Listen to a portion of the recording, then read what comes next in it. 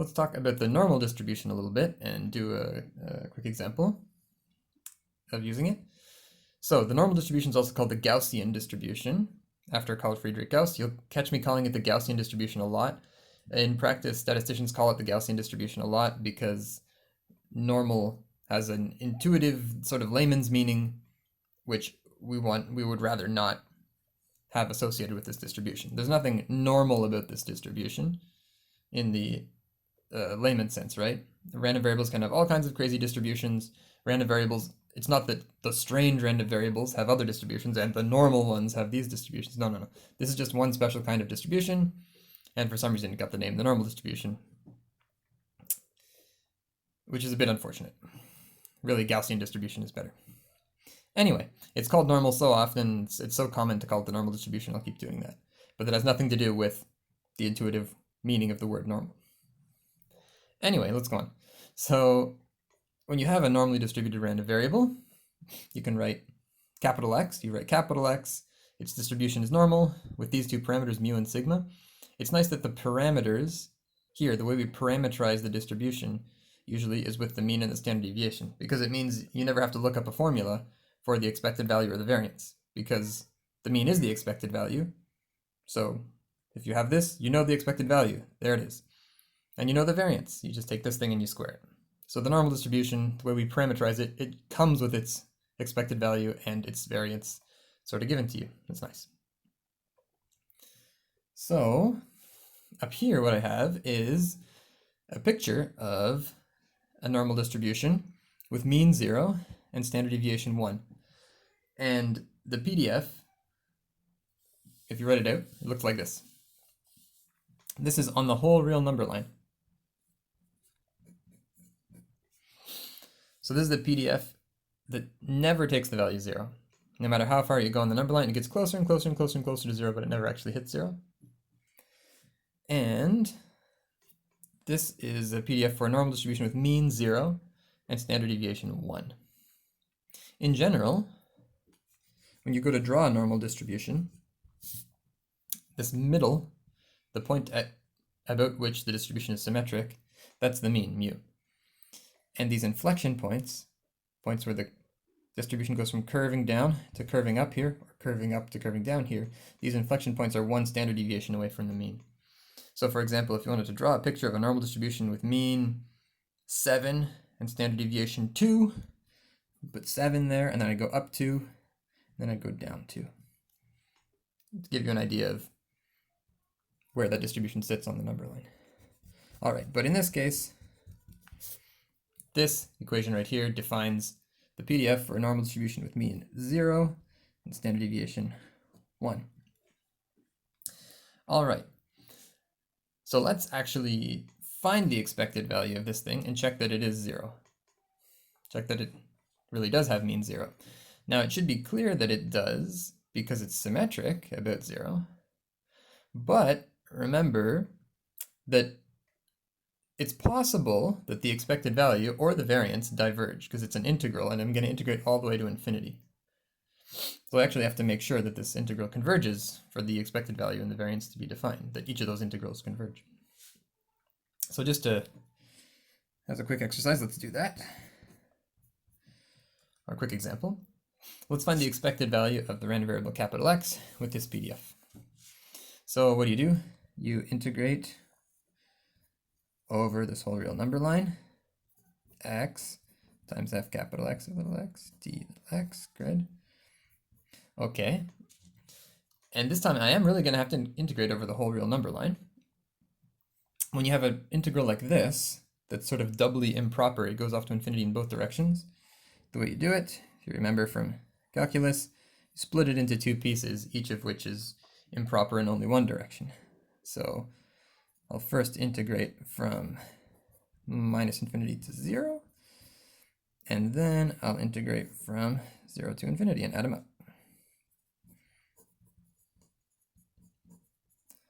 Okay. Good, and in fact in this video I'm just going to do this one. Let's see, this is actually, let's call them number 1, number 2, that makes more sense. I'm just going to do number 2. Number 1, essentially the calculation will look exactly the same. So for number 2, what happens? Well, I'm going to do this improper integral. So I'm going to take the limit as t approaches infinity, 0 to t.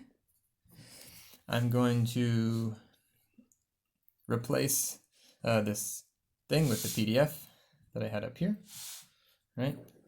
1 over root 2 pi e to the minus 1/2 little x squared d little x. So I'm going to have to do this integral. Okay, so here we go. There's 1 over root 2 pi. I can pull that out of the integral and even right out of the limit. So I'm just going to pull that constant out front.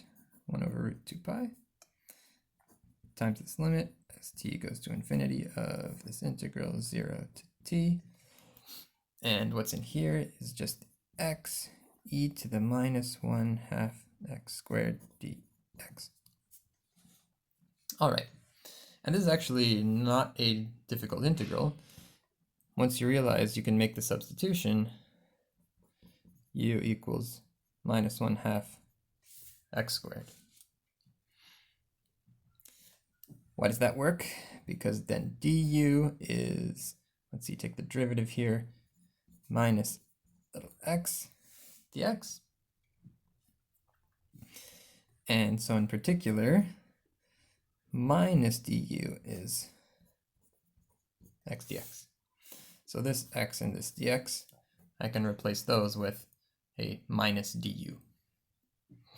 All right, and then this exponent right here, I'm just going to replace with a u. So all in all, we end up with 1 over root 2 pi, the limit as t goes to infinity of, there's this minus here, I'm just going to put it out front of the integral, negative 0 to, now remember when I make the substitution, I have to change the limits here. So I put 0 in for x, I get u equals 0. I put t in for x, and I get u equals minus 1/2 t squared. So minus 1/2 t squared. And now my x dx becomes a minus du. I already dealt with the minus sign. And so I end up with e to the u du. So now I have a really easy integral. All right, let's just continue that up here.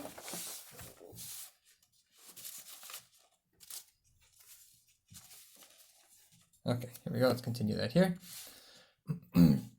So now, from there, what happens? 1 over root 2 pi. Let's limit, leave it the same. Okay. Now I do an antiderivative here, antiderivative for e to the u. Okay, it's e to the u, that's easy.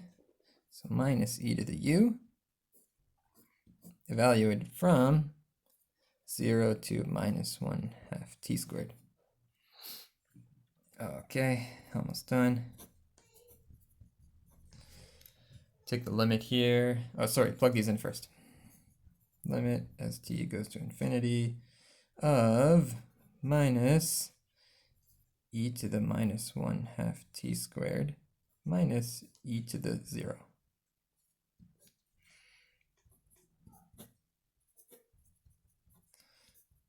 Okay.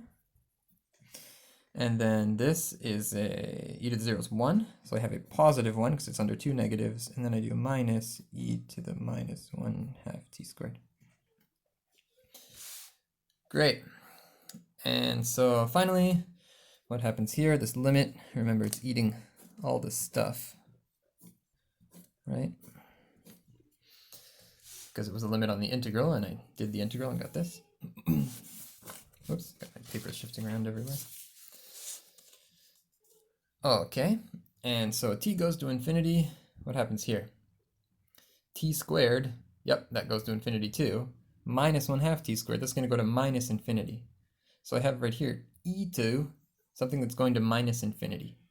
And if you remember the graph of e to the x, just briefly here, you should know that it's like this. Oops,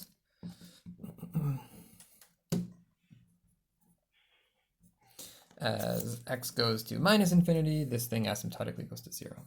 So this part here is going to go to 0, right? t goes to infinity, which means this thing in the exponent goes to minus infinity, and as that goes to minus infinity, e to that thing goes to 0. So this thing just ends up going to 0. So I end up with 1. So what I get for this integral is 1 over root 2 pi. Great. In particular, it converges. That's really important. So, because this one converges,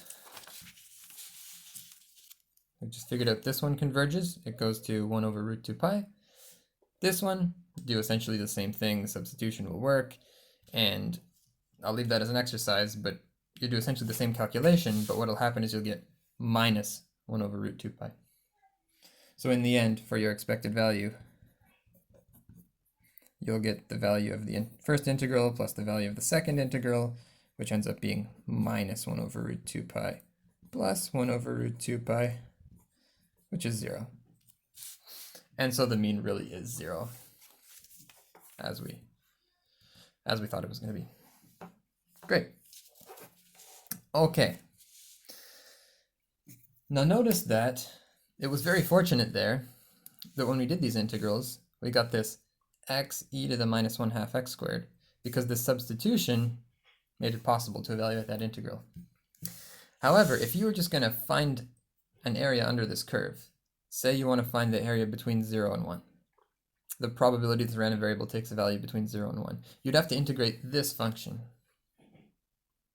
And it turns out that this function has no elementary antiderivative. So what that means is that you can't use the integration techniques you've seen in class to get an antiderivative for this. It's never going to work. The reason it's never going to work is because the antiderivative for this thing, you don't have a name for it. We don't know that function. That function exists. It's a perfectly good function, but you can't describe it in terms of functions we already know, like powers of x and e's and lns and sines and cosines and stuff. Just imagine, you've probably seen this, you're familiar with this from integral calculus already, but imagine that somebody told you there's a function. So imagine somebody who had never seen trig before, and you tell them, hey, there's a function that goes up and down forever, all the way up to infinity between 0 and 1. It just goes up and down forever. Can you write a formula for that function?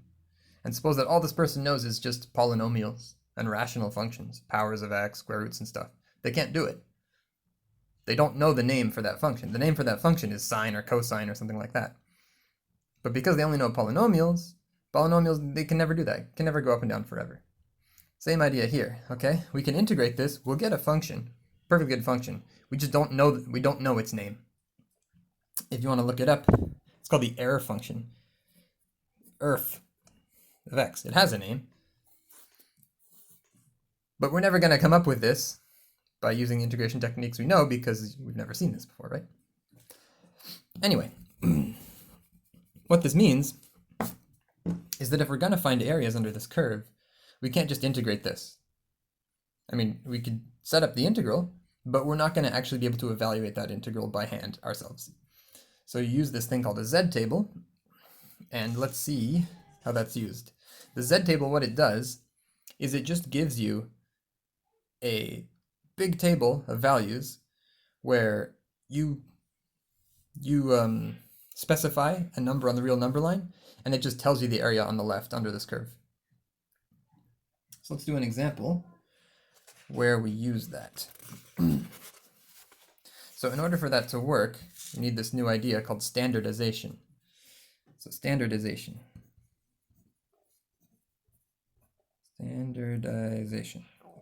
All right. All this means is that if you take a random variable x, which is normally distributed with mean mu and standard deviation sigma,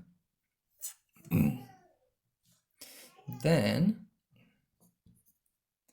if you define a new random variable z to be x minus its mean divided by its standard deviation, that new random variable will still be normally distributed, but with mean 0 and standard deviation 1. And this idea is important because it means that you don't need a table for every normal distribution. There are infinitely many possibilities here. You only need a table for one. Because if I ask you a question about the random variable x, say what's the probability x is less than something, you can translate it into a same question, but about the random variable z. So let's do an example where we do just that, okay? And then once we're dealing with this random variable, we only need to lookup table for the probabilities that this guy right here, this z, is smaller than or equal to some value. So here we go. Let's do this example where we do standardization.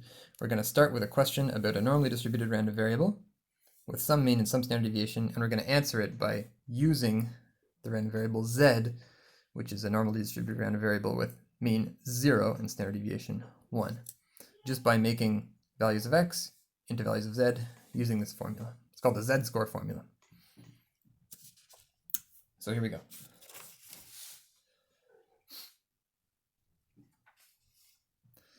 So a certain type of ball bearing has an average diameter of 20 millimeters with a standard deviation of 0.003 millimeters. If the diameter of this type of bearing is normally distributed, what's the probability of receiving a bearing with diameter over 20.005 millimeters? Okay, so we're dealing with a normally distributed random variable which describes the diameter of this ball bearing, right? The diameter of this type of ball bearing is normally distributed. Average diameter, the mean, 20 millimeters, and the standard deviation for the diameters is 0.003 millimeters. All right? Then, if x is normally distributed with this mean and this standard deviation, then if we let z equal x minus the mean divided by the standard deviation, okay, let's actually, just say it like this. Then, running out of room there, z equals x minus the mean divided by the standard deviation is going to be normally distributed with mean 0, standard deviation 1. So in particular, I want to know the probability that x takes a value bigger than 20.005. Read that. Well, then what I'm going to do is I'm going to take that number, 20.005, and I'm going to plop it in here and turn it into a value of z. And so the probability x is bigger than 20.005 is going to be the same as the probability z is bigger than whatever I get when I put the 20.005 in here. Okay? So, little z I'm going to define to be my little x, this value of capital X that I want, 20.005 minus 20 divided by 0.003. Notice that I'm using capital Z here because I'm defining a random variable.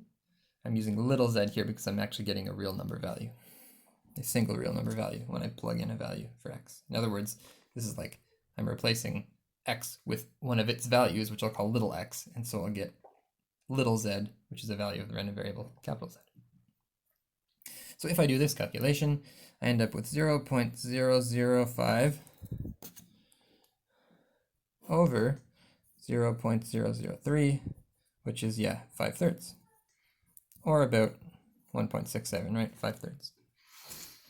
Okay, so now the key point is the probability x is bigger than this number is the same as the probability z is bigger than this number. That's what lets me do this. So the probability x is bigger than 20.005 is the same thing as the probability z is bigger than whatever I got when I put the 20.005 in here, which is 1.67. And now in order to do this, let's see, what am I going to do? Well, now I need to I have a question about the random variable z, capital Z. I'm going to use the z table. Every time I use the z table, I'm going to draw a little picture like this. Okay. And now that we're having a question, we have a question about z, we can really think of this as, right, the standard normal distribution with mean 0, standard deviation 1. And I'm looking for the probability z is bigger than 1.67, which is going to be this area to the right over here. This number right here being 1.67, yeah? So I'm looking for this little area here. All right. Now, most of the time, if you look up a z table, it'll only give the area on the left. So you'll have to get this area on the right, you'll have to do 1 minus the area on the left. So 1 minus the probability z is less than or equal to 1.67. Remember, whether there's an equal or not makes no difference when you're dealing with continuous random variables. But I'll put it there this time, what the heck. However, in this course, I'm just going to give you a link to a nice little web app you can use and just drag things around, and you can really make an area on the right. And so if you do that, let's see what you get. I'll just do it here in front of me. Let's see, I'll give you a link to this thing. And here I can actually just drag everything around and it'll give me areas however. So I'll drag this one all the way to the right. And I'll drag this one up to, what do I want, 1.67. There you go. And it'll tell you the area on the right of 1.67 in the standard normal distribution. In this PDF for the standard normal random variable z is what? 0.0475. All right. So therefore, you get 0.0475. So I didn't actually have to do this 1 minus. I just went really straight from here to there. Did this. I got the area on the right of 1.67 by dragging things around in that little web app, and I came out here. If you look at an actual physical copy of a z table, it'll usually only list areas on the left, and so you'll have to do this 1 minus this number, which will come out to be, 0.09325. You'll have to do 1 minus that to get this. Sorry, 9525. Okay. Yeah, and that's all I want to say. So therefore, the answer to our question. What's the probability of receiving a bearing with diameter over 20.005 millimeters?